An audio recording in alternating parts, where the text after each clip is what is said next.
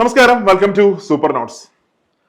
Railway NTPC notification വന്നിട്ടുണ്ട്. രണ്ട് notification ആണ് വന്നേക്കുന്നത്. ഒന്ന് ഗ്രാജുവേറ്റ് പോസ്റ്റുകളുടെ നോട്ടിഫിക്കേഷൻ, പിന്നെ അണ്ടർ ഗ്രാജുവേറ്റ് പോസ്റ്റുകളുടെ നോട്ടിഫിക്കേഷനും.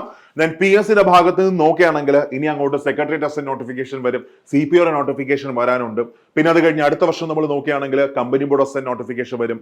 ദെൻ നെക്സ്റ്റ് വൺ അടുത്ത് നമ്മുടെ യൂണിവേഴ്സിറ്റി അസിസ്റ്റന്റ് നോട്ടിഫിക്കേഷൻ വരും. പിന്നെ അത് കഴിഞ്ഞ ഫോഴ്സിലെ എല്ലാ നോട്ടിഫിക്കേഷനും വരും, ബിവറേജ് LD വരും, വില്ലേജ് ഫീൽഡ് അസിസ്റ്റന്റ് വരും. അങ്ങനെ രണ്ട് നോട്ടിഫിക്കേഷൻസും ഇങ്ങനെ അങ്ങ് നിൽക്കുകയാണ്. Then PSC railway.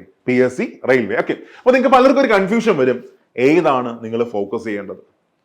ഇന്ന് നിങ്ങളൊരു റെയിൽവേയുമായി സംബന്ധിക്കുന്ന ഒരു യൂട്യൂബ് വീഡിയോയുടെ താഴെ നിങ്ങൾ കമന്റ് സെക്ഷൻ നോക്കുകയാണെങ്കിൽ നിങ്ങൾക്ക് ഏറ്റവും അധികം കാണാൻ പറ്റുന്ന ഒരു കമന്റ് എന്തായിരിക്കും എന്നറിയാം?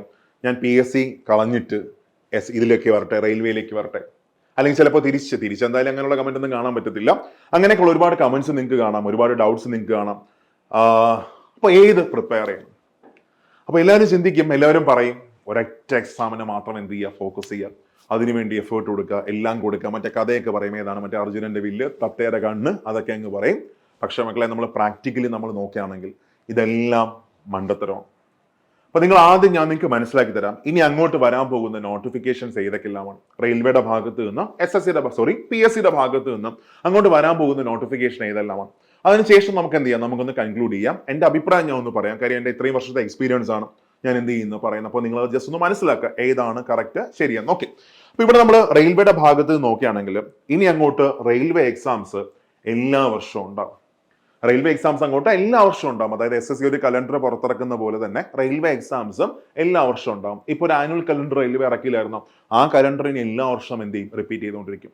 നമ്മൾ PSCയുടെ ഭാഗത്ത് അടുത്ത് വരാൻ പോകുന്ന നോട്ടിഫിക്കേഷൻസ് ആണ് ഏതൊക്കെയാണ്? ഫസ്റ്റ് ഈ വർഷം വരാൻ പോകുന്ന ഡിഗ്രി ലെവൽ നോട്ടിഫിക്കേഷൻസ് ആണ്. ഒന്ന് സെക്രട്ടേറിയറ്റ് അസിസ്റ്റന്റ്, പിന്നെ excise inspector, administrative tribunal assistant, പിന്നെ HSA എല്ലാം വരും, ഫിസിക്കൽ സയൻസ് അടക്കം എല്ലാം വരും.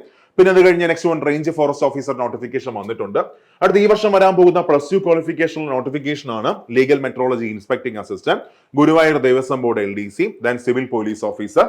നിയമനം ഒന്നുമില്ല, പക്ഷെ നോട്ടിഫിക്കേഷൻ വരും. Okay, civil police officer. Next one അടുത്ത് 2025 വരാൻ പോകുന്ന 10th ലെവൽ നോട്ടിഫിക്കേഷൻ ആണ്.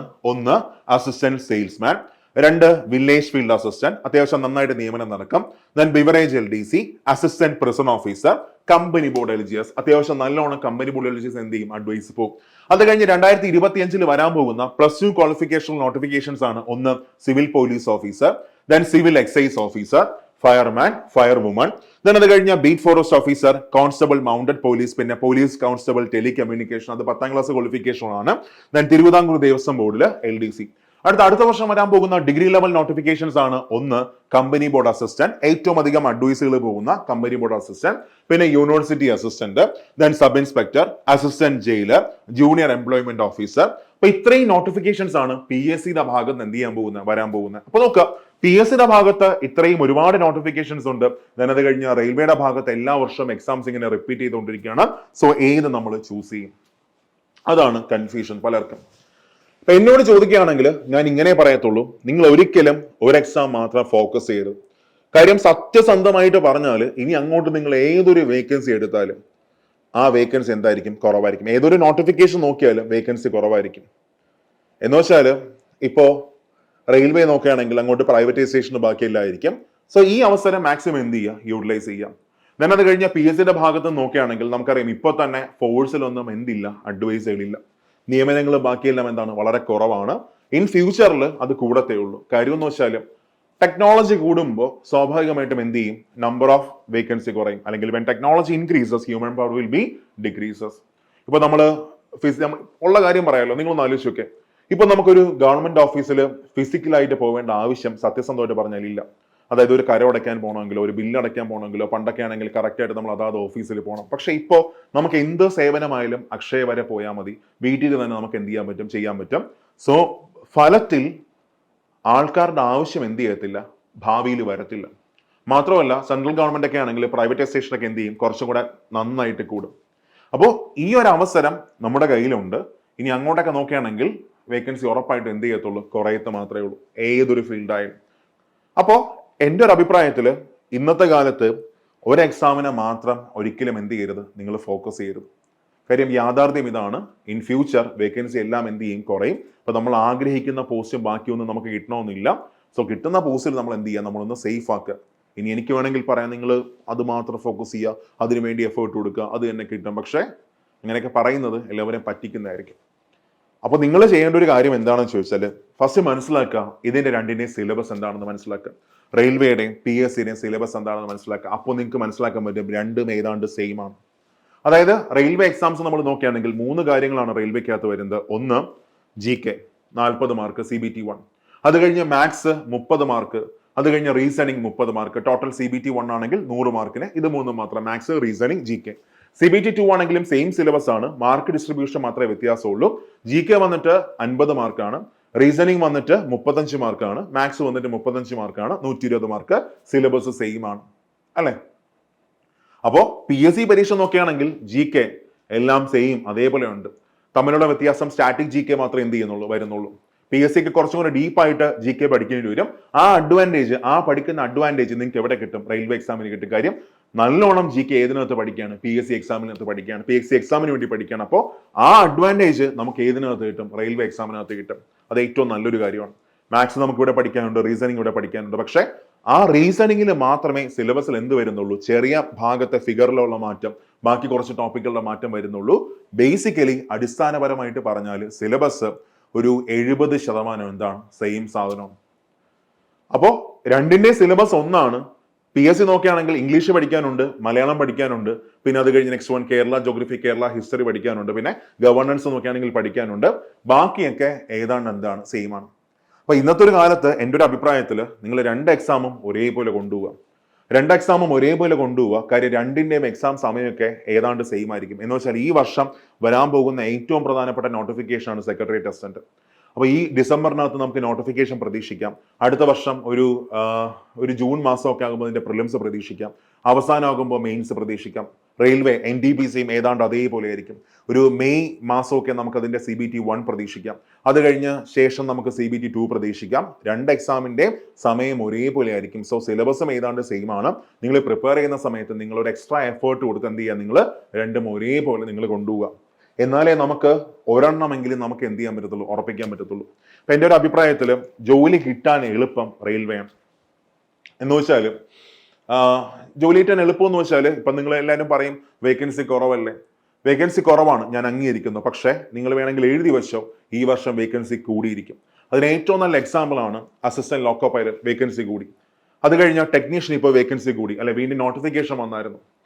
കാരണം എന്ന് വെച്ചാൽ 5 വർഷത്തിന് ശേഷമാണ് നോട്ടിഫിക്കേഷൻ വന്നത്. ഇതിന്റെ പ്രോസസ്സ് കഴിയുമ്പോൾ അടുത്ത വർഷം അവസാനമാവും. അപ്പൊ അതുവരെയുള്ള വേക്കൻസി എല്ലാം കയറി വരും. സ്വാഭാവികമായിട്ടും ഇനി അടുത്ത് നടക്കാൻ പോകുന്ന പരീക്ഷകളിൽ ഏറ്റവും അധികം വേക്കൻസിയോടെ വരുന്ന ഏതായിരിക്കും? ഈ റെയിൽവേ തന്നെ ആയിരിക്കും, ഒരു ഡൗട്ടും ഇല്ല. അപ്പൊ ജോലി കിട്ടാനായിട്ട് കുറച്ചും കൂടി എളുപ്പം റെയിൽവേ ആണ്. പക്ഷേ റെയിൽവേ എക്സാംസ് റെയിൽവേ ജോലി വലിയ സുഖമൊന്നും പറയാൻ പറ്റത്തില്ല. ഇപ്പൊ സ്റ്റേഷൻ മാസ്റ്ററൊക്കെ കിട്ടുകയാണെങ്കിൽ അല്ലെങ്കിൽ ഗുഡ്സ് ഗാർഡൊക്കെ ആയിട്ട് കിട്ടുകയാണെങ്കിൽ പാടാണ്, ഭയങ്കര പാടാണ്. കിട്ടുന്ന സ്ഥലമൊക്കെ ഡിപ്പെൻഡ് ചെയ്തിരിക്കും. ജോലി ഇച്ചിരി പാടാണ്, പക്ഷേ കിട്ടാൻ ഭയങ്കര എളുപ്പമാണ്. പക്ഷേ സെക്രട്ടറി അസിസ്റ്റന്റ് നോക്കുകയാണെങ്കിലോ ഒരു സ്റ്റേറ്റ് വൈഡ് എക്സാം ആണ്. ഭയങ്കര കോമ്പറ്റീഷനിൽ പിള്ളേർ എന്ത് ചെയ്യുന്നുണ്ട്? പഠിക്കുന്നുണ്ട്.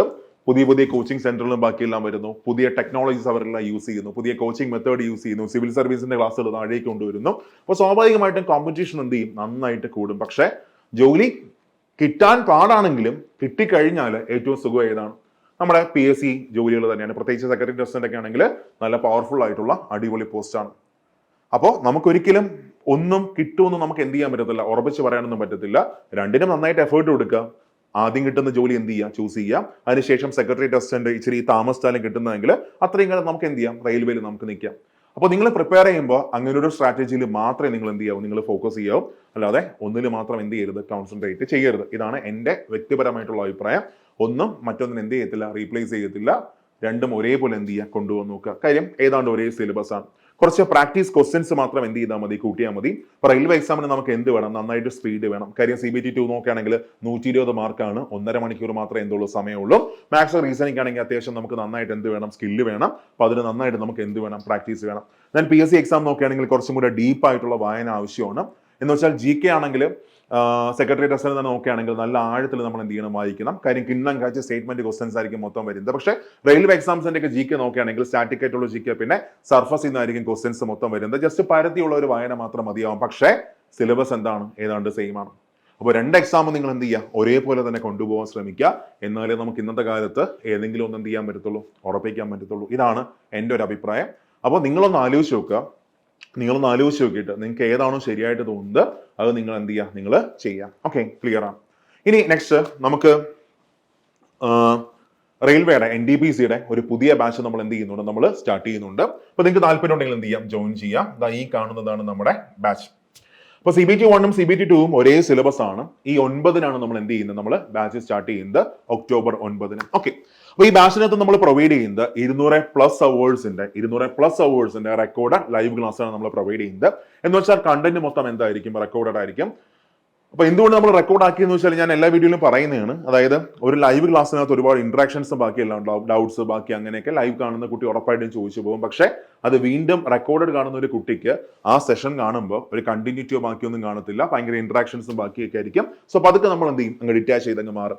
അപ്പോൾ അതിനെ ഒന്ന് കവർ ചെയ്യാൻ വേണ്ടി നമ്മൾ ഇവിടെ എങ്ങനെ പ്ലാൻ ചെയ്തിരിക്കുന്നത്, കണ്ടന്റ് മുഴുവനും റെക്കോർഡഡ് ആണ്. അതായത് പ്യുവർ ആയിട്ടുള്ള ക്ലാസ്സുകൾ നിങ്ങൾക്ക് കിട്ടിയിരിക്കും, പ്യുവർ ആയിട്ടുള്ള കോൺസെപ്റ്റ് നിങ്ങൾക്ക് കിട്ടിയിരിക്കും.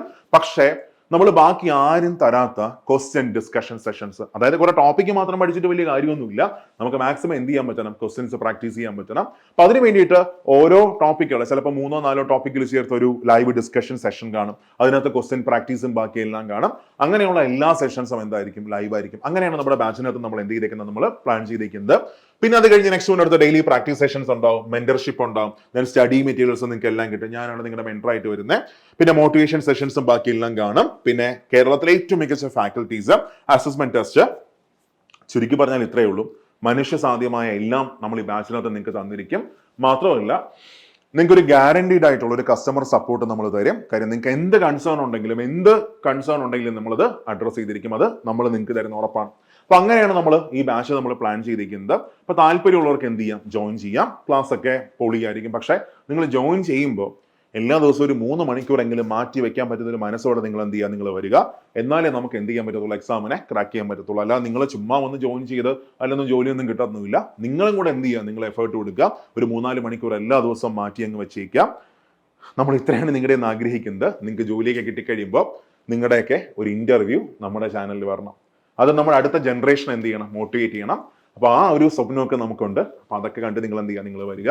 ക്ലാസ് ഒക്കെ നമുക്ക് എന്ത് ചെയ്യാം, നമുക്ക് തകർക്കാം. അപ്പോൾ നിങ്ങൾ ഒരിക്കലും ഒരു എക്സാമിനെ മാറ്റി വെച്ച് മറ്റേത് പഠിക്കരുത്. എൻ്റെ അനുഭവം കൊണ്ട് പറയണം. ഒരു എക്സാമിനെ മാറ്റി വെച്ച് മറ്റേതിലേക്ക് മാത്രം പോകരുത്. PSC-യിലും ഒരുപാട് നോട്ടിഫിക്കേഷൻസ് ഉണ്ട്, റെയിൽവേ ഉണ്ട്. രണ്ടും ഒരേപോലെ കൊണ്ടുപോവുക.